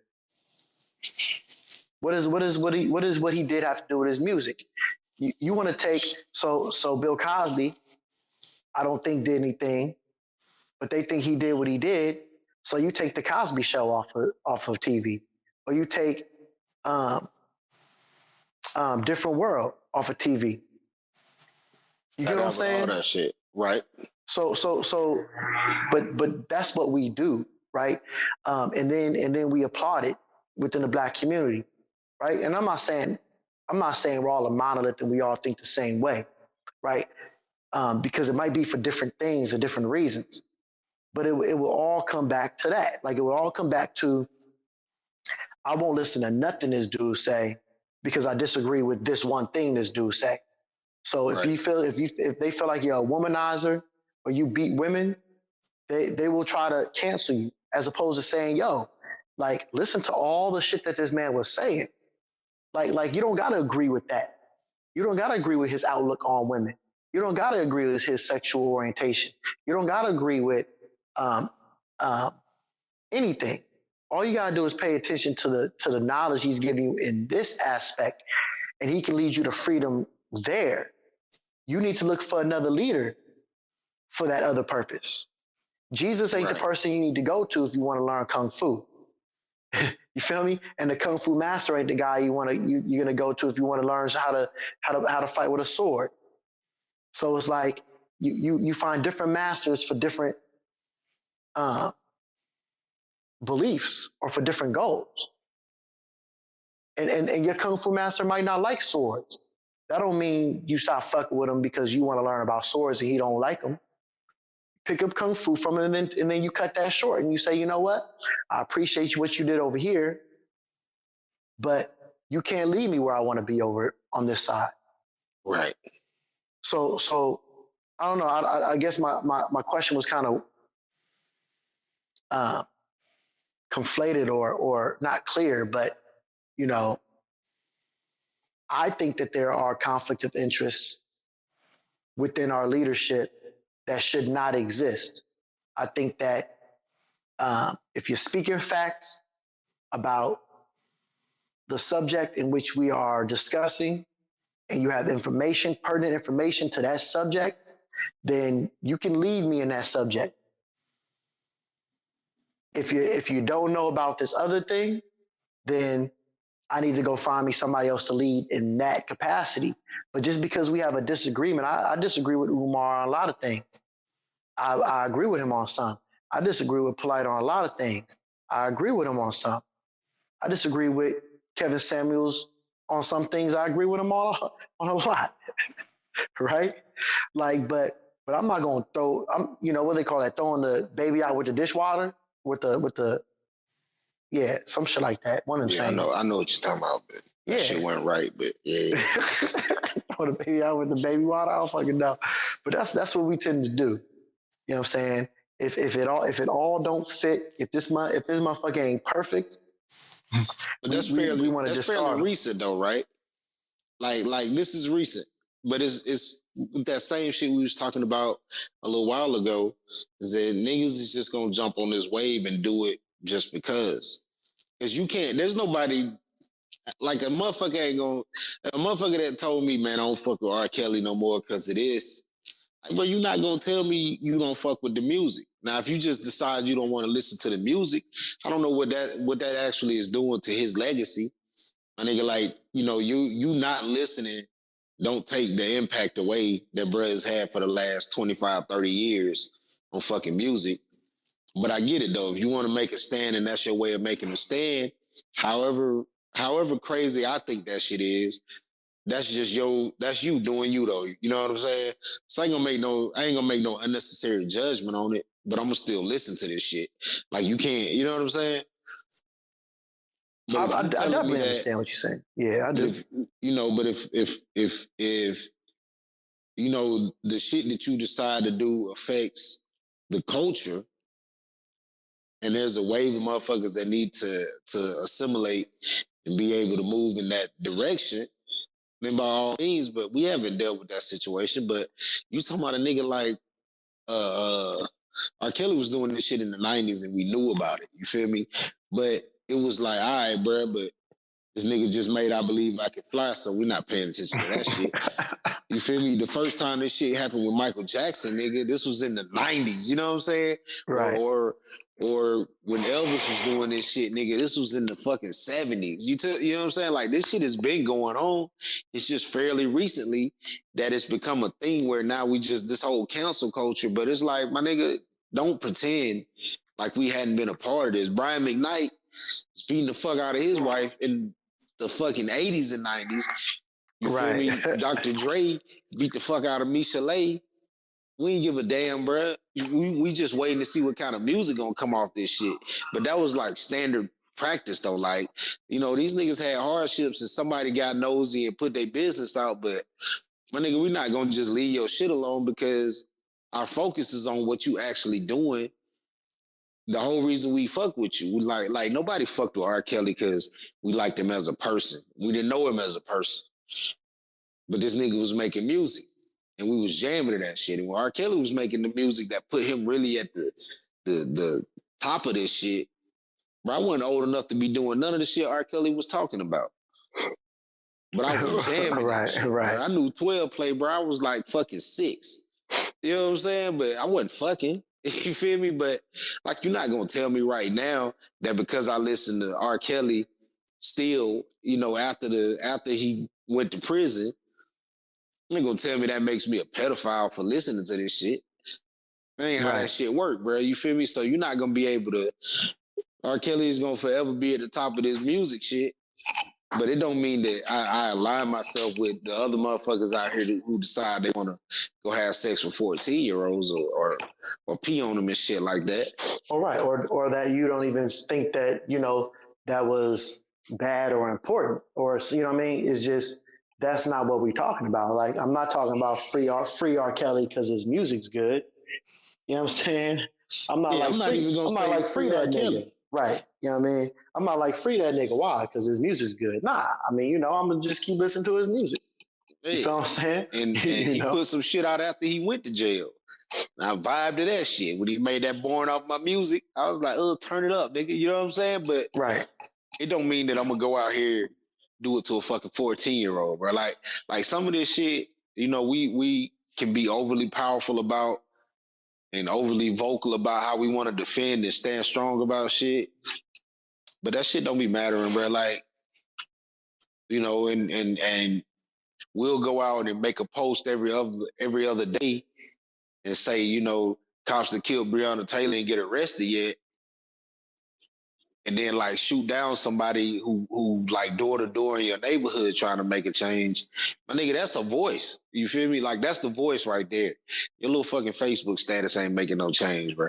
And we spend a whole lot of time because, the people that we see locally, they just ain't big enough to be what we feel like is effective. But like reaching out and saying your shit on social media and putting a tag on it so that when somebody search that tag, your shit get to pop up with it, bro. You're not, you know what I'm saying? Like you haven't given yourself an outlet to become that big of an idea to where you get to turn your nose up at the motherfuckers who like foot to the ground trying to do this shit. Because there's niggas out here who want that real change and they got a plan and they got an idea about it, but they just don't have the outlet. You feel me? They're not the I got 2 million followers because I dropped a platinum album, motherfucker. They just somebody who got a better understanding of life, that got a message, and we don't want to hear that shit. Because they're not coming with the shit that we know and recognize as being popular. Well, we got people that, you know, this generation, I don't know how, like, you know, into like listening to some of the stuff that you are, but we got this whole generation now that's like discarding some of our Black revolutionaries due to, you know, some of the aspects of the past, right? And so it's all ad hominem attack. You feel me? At the end of the day, you know, I mean, I don't have to like the individual to understand that they might have been speaking common sense or sense at a point, and that's why it's good to listen. Jordan Peterson said, you know, I've probably said this before too. You know, listen to everybody as if they know something you don't know. You know, and a lot of people, once they start hearing things they don't know, they put their fingers in the ear like, kid, la la la, I don't want to hear nothing you got to say, right? So we got people like Eldridge Cleaver. Now, I think it's funny because it kind of goes back to the red flag kind of situation in a sense, right? So Eldridge Cleaver wrote a book, who was, you know, prominent New York Black Panther. I don't really like Eldridge Cleaver like that. I think Eldridge Cleaver had a big hand in dismantling the Black Panthers. He was beating the shit out of Catherine Cleaver like a motherfucker. And he wrote this book called Soul on Ice, where he talks about how he was raping Black women to practice runs to raping white women to teach white women a lesson. You know, all that's problematic as fuck, right? As fuck. Like there's nothing. He wrote that shit. He wrote that shit after he was locked up and shit. Yeah, yeah. Then he came to the realization that he thought it was inhumane and wasn't right, you know, but he did it. All right. So he was out here like a serial raper, right? Catherine Cleaver, light skinned woman, right? Sister, but light skinned Black woman, right? So light skinned Black woman. But when it comes to a lot of his ideas concerning Black liberation, he had a lot of good ideas.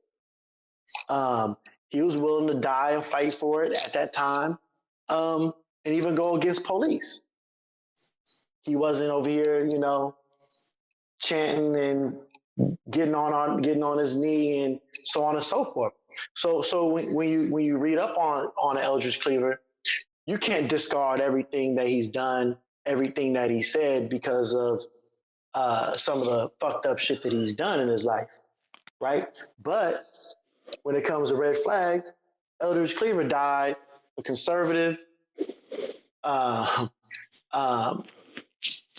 with a lot of ideologies, Christian man, a whole bunch of ideologies outside of what he initially had. And you can look into that and look at, you know, the fact that I feel like made an excuse about fucking white women. He wanted to fuck white women. He was turned on by white women, you know, and like light-skinned women. He had this, you know, this fetish and this kind of thing going on. But anyway, but it's just, you know, you gotta take the good with the bad. And I don't mean that you have to accept the bad, but you have to just understand that everybody good come with some negatives. And if you just discard the whole person, you miss out on a lot of good information. I mean, how much good are you really getting without the negative, though? My nigga, like, you can't. You gonna tell somebody some shit you ain't really dealt with and failed with, though. As somebody on a major platform, bro, you're not gonna, you know, if a nigga tell me that he got all the plans and shit together. What's some shit we talk financial literacy, bro? And you ain't never had a fucked up transaction or something that set you all the way back. I don't think you know what you're talking about. You feel me? Like, it's good to have ideas and shit like that, but how you gonna coach me through the shit that I'm dealing with if you ain't dealt with that shit though? Right. So, bro, fuck it, dog. If you want to be a marriage count and you on wife number 3 because you was cheating and shit, like my nigga, I know that you know what you say. You know what I'm saying? Now, don't get me wrong. I'm not gonna, I don't take nothing nobody say is like 100% fact, but I will take bits and pieces of everything that I hear from anybody and add that shit to my little motherfucking repertoire. You know what I'm saying? Right. It don't necessarily. As many dumb things as Steve Harvey has said in terms of relationship, he says something that makes sense. As many, I mean, but he says some things that make sense. As many dumb things as even a Derek Jackson has said. There's been a time I've heard someone been like, he made some sense.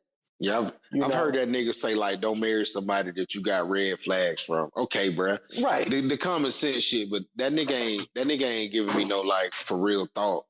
Well, but I know what you're saying. You know what I'm saying, right? Yeah, I just don't fuck with either one of them two. Them the two niggas. Yeah, they simp life. And the most simping motherfuckers. Absolute two niggas that I'm just completely like, bruh, kill yourself. But yeah, I get it though. You know what I'm saying? But you got to be able to. Part of that shit is being relative to the motherfucker, to your audience though. Like, they don't know what the hell you talking about, dog. They're not gonna be able to feel that shit. I was looking at some shit from Neil deGrasse Tyson, nigga, and I be looking at his videos and shit. But sometimes I be listening to bruh, and I be like if I have to pause that nigga shit sometimes, right? And go Google what he just said. And I don't think that I'm like no dumbass dude or no shit like that, right? But I should be able to understand what you're saying. And sometimes when I be feeling like when I'm talking to people and they ask me about some shit that they know that I read or try to figure out on my own, and I be like, you know what? Sometimes I think motherfuckers don't necessarily not get this shit. But the same way, I just need that shit to be said to me in my language, though, bro. Like, I don't need you to throw it at me and convolute the shit with this extended ass vocabulary, and all you really say, like, I don't need 35 Wait, time out. You mean Michael Eric Dyson? Yeah. I said Neil deGrasse. You said Neil deGrasse. Bro got some, but see, bro's ideas come more from. I'm gonna say that there's confusion with his shit too. Because he knows his shit goes beyond what the fuck we consider to be like common knowledge, though. Hell yeah, but see, he'll say it to you. He'll say it to you in plain speak. Yeah. He give it to you. He give it to you where you get it. So you get some speak. You get some crazy physics, fucking. Yeah. Like, you get some crazy shit real easily because of how he breaks it down. So I get what you're saying. Like, it still makes sense. Yeah, I misspoke. You know what I'm saying? But he give it to you, but he give you like some shit you still. Both of them niggas, I will say that bro does break it down and give it to you. But sometimes you just kind of want to know, like even the basic shit, bro. Like, motherfucker could be speaking to you about, colors or dog breeds or some shit. Sometimes you just need a motherfucker to say, hey man, you just can't do this. You know what I'm saying? Like just say that it can't be done. Sometimes you don't have to explain the whys and all of that shit because everybody don't need that and everybody don't require that shit to fall in line or begin their own process with thought and making shit relative to their own life and what they're gonna bring to the situation. But who's not good? Who's processing thought, right? Like, really processing it and not asking why.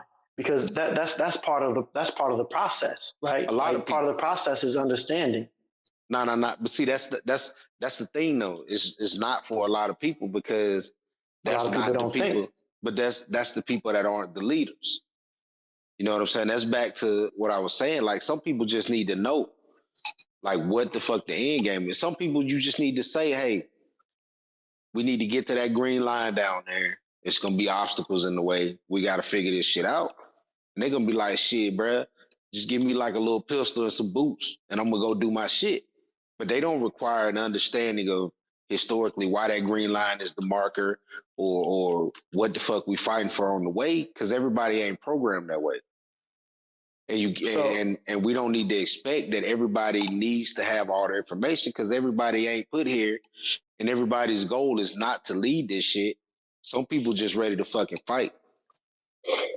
So I get what you're saying, right? But I think that understanding why you're doing what you're doing is important. So I'll give you an example. I had to pull it up because it's a long quote, right? But you got Fred Hampton, right? He has this video that I really like where, you got a black man running down some policy to him that he's trying to get, or something that he's trying to get going on. And Fred Hampton's looking in the paperwork and he says, "Where's the education?" And the guy says, it's in there. And he's like, "Well, I don't see it." And he's like, I don't see it like written up. And, he says, with no education, so this is a quote, he says, "With no education, you have neo-colonialism instead of colonialism, like you've got in Africa now and like you've got in Haiti." So what we're talking about is there has to be an education program that's very important. As a matter of fact, reading is so important for us that a person has to go through 6 weeks of our political education before he can consider himself a member of the party, able to even run down ideology for the party. Why? Because if they don't have an education, then we're nowhere. They're nowhere because they don't even know why they're doing what they are doing. And he goes on to talk about, he goes, you might get people caught up in the emotion of this movement. You might be able to get them caught up because they're poor and they want something. And then if you're not educated, they'll want more. And before you know it, they'll be capitalists. And before you know it, they'll be Negro imperialists. And so knowing why you're fighting for what you're fighting for is very important, in my opinion. I mean, he just explained it well, and I like that quote. Everybody can pull up that video where he's talking to the brother. But yeah, I mean, understanding why you're doing what you're doing is important, and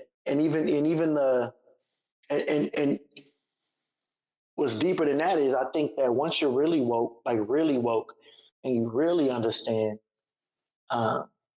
you won't have no problem being smart, being educated, understanding, and still being an Indian to a chief.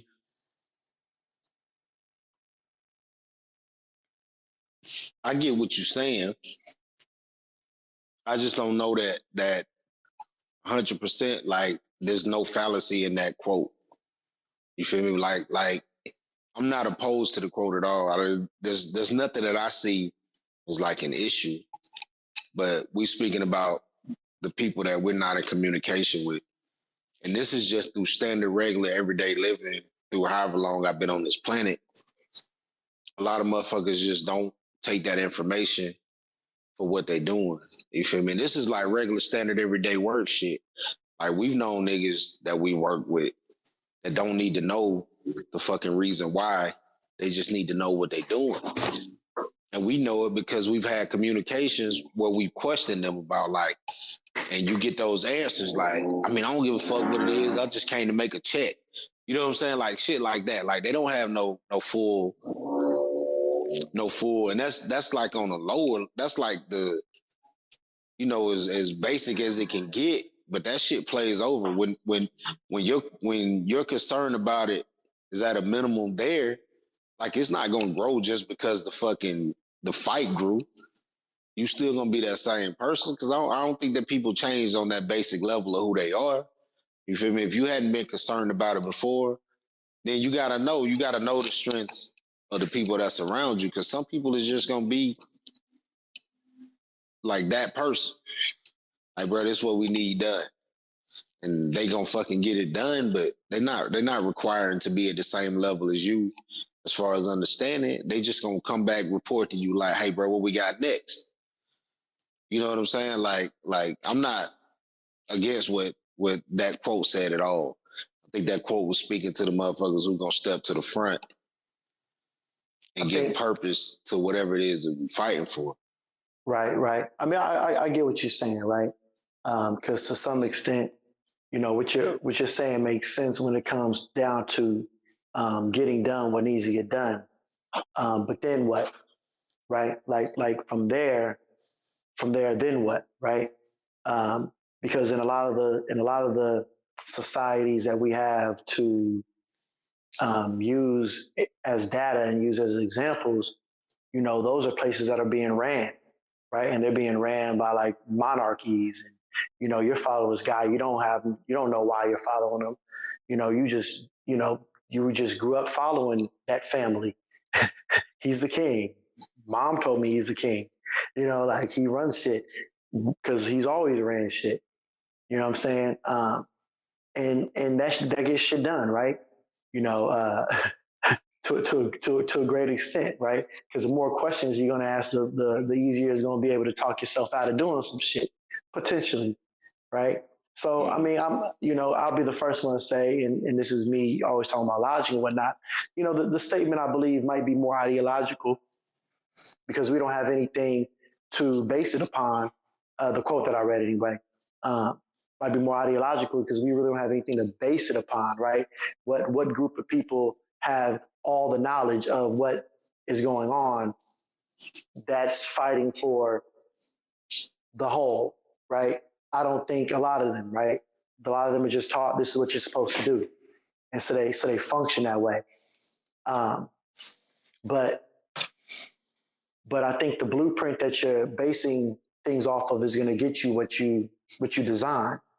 And I don't think that what grows from that blind following is one is good. One, I think it's easy to flip that person, right? It's harder to flip a person who has deeply ingrained beliefs in what they're doing than, you know, just follow for benefit or follow because other people told them to. They can get flipped with somebody that has greater benefit, you know, or somebody that sounds better, right? And two, what kind of society does that get you? Like critical thinking, intelligence wise, I don't really know. I mean, but on both levels, you don't have to have a lot of, like, you just got to have conviction. You feel me? To roll with some shit. And if you flipping a motherfucker, they don't have that same belief, no matter what the fuck their level of. There's niggas who get flipped who have a full ass understanding, but there's an easier route out. But there's niggas who stand strong, who you thought, you know what I'm saying? Well, I don't know if that's actually flipped. I don't know if that's actually flipped then, right? Because if it's the same, if the outcome is the same, you didn't get flipped. You just changed your route to it, right? So I think at the end of the day, Martin Luther King and Malcolm X wanted the same outcome. They just went about it two different ways. I wouldn't say, you know, one got flipped or one is flipped. You feel me? I think flipped is more so individually, right? Like you know, okay, you know, you do a JJ. You feel me? It's an individual thing. That's flipped. Now you're on the other side because it works out better for you. But fuck everything that you were saying before and the main goal that you were fighting for before. Right. So what I'm saying, like, so when I say this, just let me know if I'm using flip in a way that we having a misunderstanding. Somebody who would oppose the fucking fight, like your level of conviction is gonna be, it ain't determined on how much you know about this shit. It's just determined on what you believe. There's motherfuckers who are stronger in a fight because they believe in their leader. The motherfuckers who are looked at as an equal to the leader that you've been holding there. You feel me? Like there's niggas who have all this same shit and they hold the same rank as a nigga like Malcolm X, bro. They don't have the same belief in this shit, and that nigga can be made to turn. And there's a soldier who just know the plan, like this is what we need to get to, and he gonna fight for that shit. But it's his faith in that And whatever it is that he going to is a lot stronger than the motherfucker who knew more. You feel me? You get what I'm saying? I get what you're saying. I get what you're saying. So uh, you feel like not necessarily having the understanding, but having the drive and the conviction uh, is more important than. If that's your role. Because there's niggas who don't need to know everything because that ain't Right. how they operate. You know what I'm saying? Some niggas, if you start to throw too much at them, they like, whoa, right. whoa, hold on.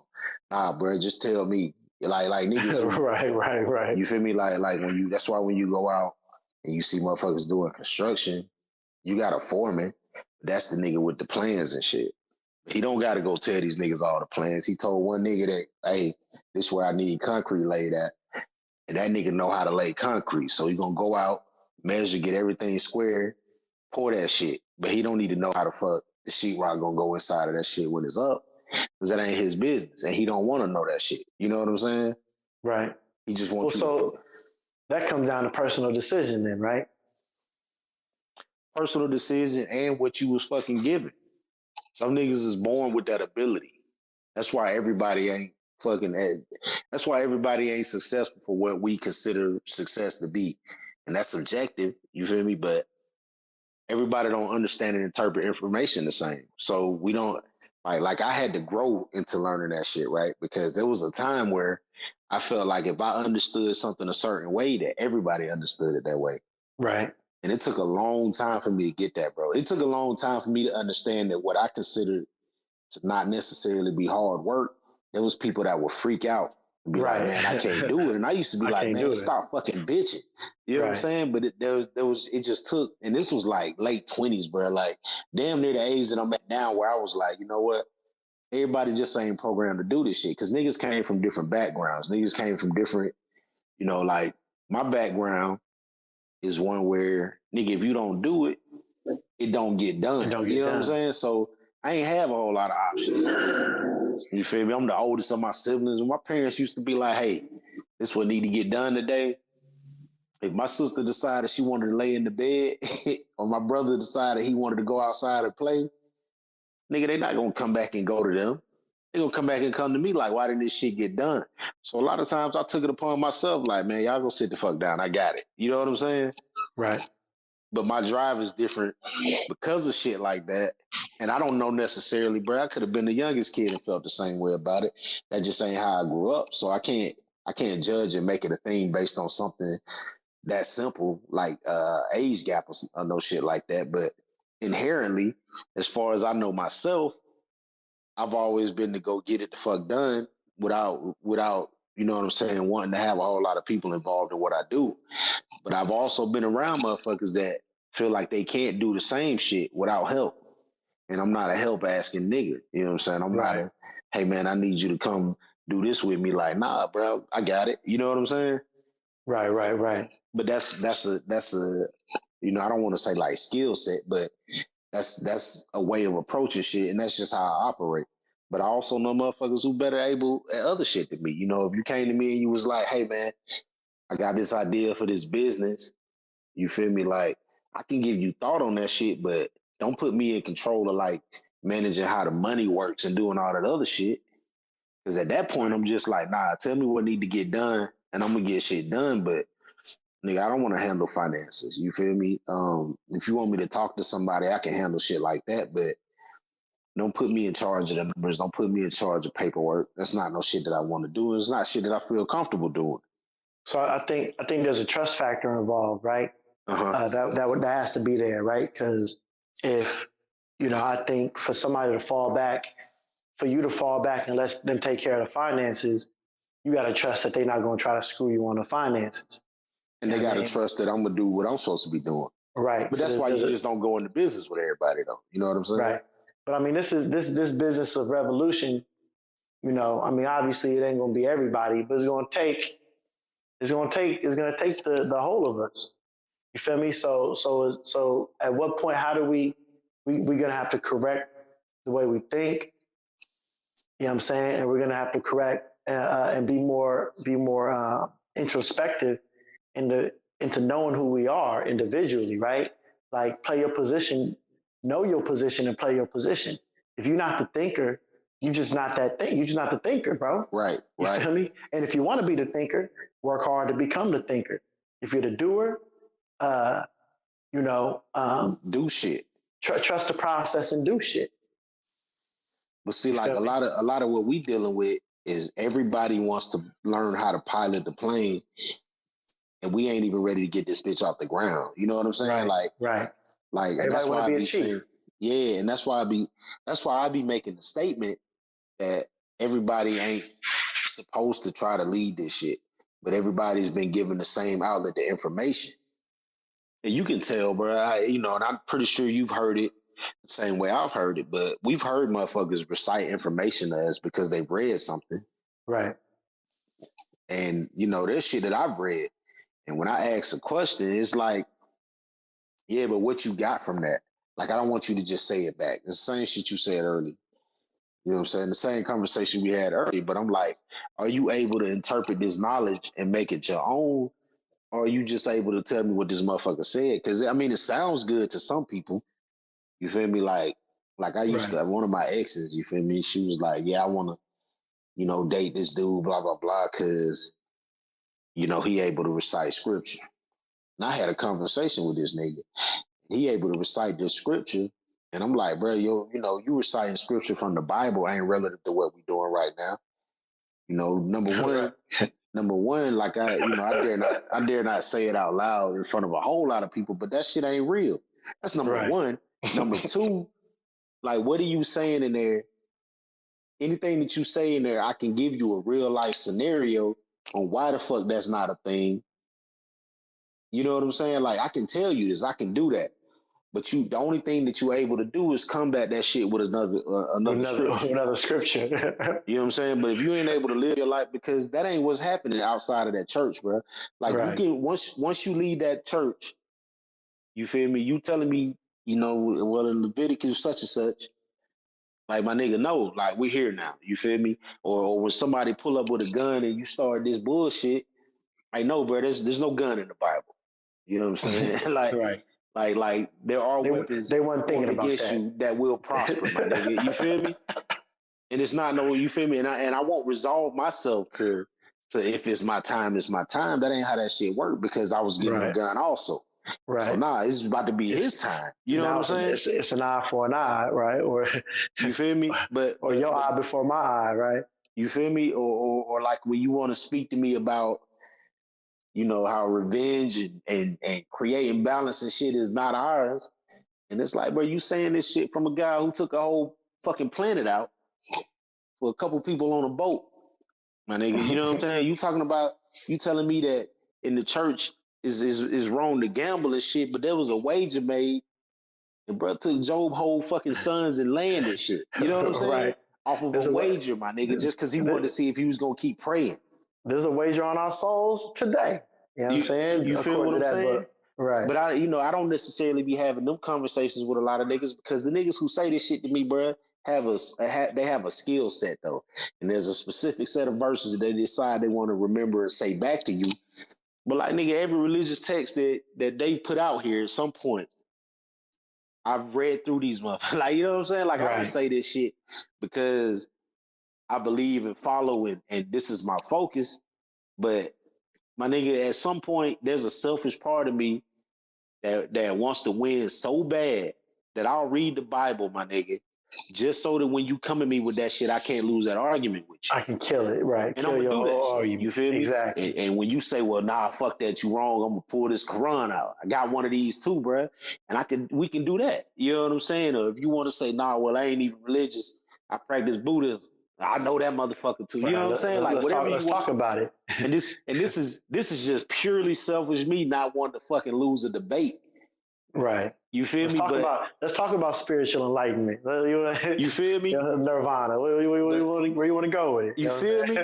But on that path only happened because I've always had that innate, like, just fucking want to know more than what I knew yesterday. You feel me? Like, at some point, if I lay my head down tonight and I didn't know I wasn't smarter than I was fucking 2 days ago. I know that the failure that I feel, nigga, rests purely inside of me. Ain't got shit to do with nobody else. But I need to know this information, bro. And it can be as simple as me wanting to win that argument. And on the grand scheme of shit, is because, my nigga, I've never resolved myself to just fucking taking information that somebody gave me. I need to know it, and I need to know the inside and out of everything that you're saying to me. So what it boils down to is this, right? Mm-hmm. You know, and this and Juicy J started it. You know what I mean? But if people out here can't see how everything we just discussed is kind of interconnected and intertwined in psychology and the way that people think, then, you know what I mean, go back and really check it out. You feel me? Because we're talking about hive mind. We're talking about not asking questions. We're talking about not being not following your own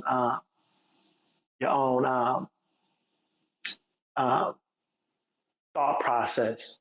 You feel me? Just jumping on what other people are saying and doing. You feel me? We're talking about like latching on to preset ideologies and everything, fabricate. Like it's all connected. You know what I'm saying? Right. And then so when I go like where I started off from was, you know, it's just music. Yeah, in a sense, right? Because that's just the start of something bigger. There's a saying where it's like, you know,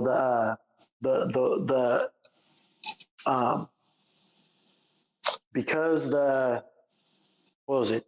Because the nail was loose, the horse's shoe fell off. Because the horse's shoe fell off, the horse collapsed. Because the horse collapsed, the rider fell off the horse. Because the rider fell off the horse, the message wasn't delivered. And because the message wasn't delivered, the army lost the war. And you can always start off with, it was just a nail, it was just a song, but everything's connected. Small things have big meanings. The point of red flags is to catch it before it affects you and back away from it. You know what I mean? Or try to create a change within it. Not wait for it to hurt you, because it's no longer a red flag. It's an actuality. You know what I'm saying? But I think that's a good place for us to end it. You feel me? Anybody got any comments, concerns, you know, anything like that? You feel me? Leave a comment, leave a concern, leave a question, leave a disagreement. Definitely. You feel me? You got anything else to say, Tay? I don't, man. No. Right. So please like, you know what I mean? Make sure you subscribe. Share. Hit that notification point right there for us, please, so you get notified when we come out with new episodes. Hopefully, if everything go right, our next episode is going to be about episode 7, where we were discussing, you know, some disagreements we had between, you know, ideas of what men and women's roles are and how we feel things differently. Right. We're going to discuss that with a group of women. You know, so we're always open to discuss these things, have conversations, and so on and so forth. So appreciate y'all tuning in. You know, this was another episode of Power, Powder, and Dollars, and we out. No doubt. Yeah, if I'm gone, I'm going in a blaze of glory. Middle finger to the niggas that did nothing for me. Revolutionary suicide, Malcolm X. I ain't tripping off niggas, it's on that stupid shit. I be on that militant mind, that revolution shit. I spit the real, niggas better get used to this. I kill beats and murder whatever booth I'm in. I ain't talking peace, I ain't on that Martin Luther shit. Cause when you black, they bustin' no matter who you with. Yeah, these niggas live fast and they die young. And they don't know the past, so they die dumb.